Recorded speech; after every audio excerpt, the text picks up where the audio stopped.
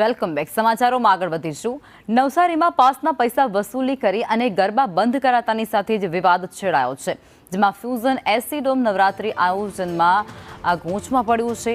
આયોજકોએ 1.5 કરોડનું ફુલેકું ફેરવી નાખતાની સાથે તમામ ગરબા બંધ કરવામાં આવ્યા છે અને આયોજકોએ આ ગરબા બંધ કરાવ્યા, જેમાં ઓર્કેસ્ટ્રાને નાણાં ન ચૂકવાતા ગરબા બંધ થયા છે.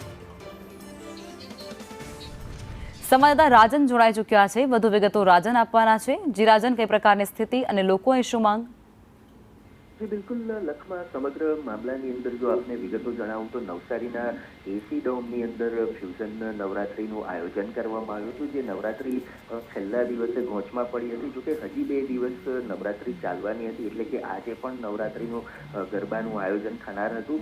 પરંતુ ગતરોજ જ્યારે ગરબા શરૂ થવાના હતા તે જ સમયે જ્યારે ખેલૈયાઓ જ્યારે ડોમની અંદર પહોંચ્યા હતા ત્યારે અચાનક સ્ટેજ ઉપરથી બધો સામાન જે છે એ છૂટવા લાગ્યો હતો. સામાન કાઢવાની તૈયારી જે બધા એજન્સી ત્યાં હાજર હતી તેમણે શરૂઆત કરી હતી. જોકે પાછળથી એ બાબત સામે આવી હતી કે જે આયોજકો છે તેમણે ઓર્કેસ્ટ્રા સહિત જે તમામ અન્ય એજન્સીઓની સેવાઓ ત્યાં ડોમની અંદર લીધી હતી તેમને નાણાં ચૂકવ્યા નહોતા અને લગભગ કહી શકાય કે 1 થી 1.5 કરોડ રૂપિયા ચૂકવવાના આયોજકોએ બાકી હોવાના કારણે તમામ જે સહયોગીઓ ત્યાં હાજર હતા ઓર્કેસ્ટ્રા કે બીજા એ તમામ લોકોના કારણે આ ગરબા આખરે બંધ થયા હતા અને ખેલૈયાઓના પૈસા ડૂબી ગયા હતા.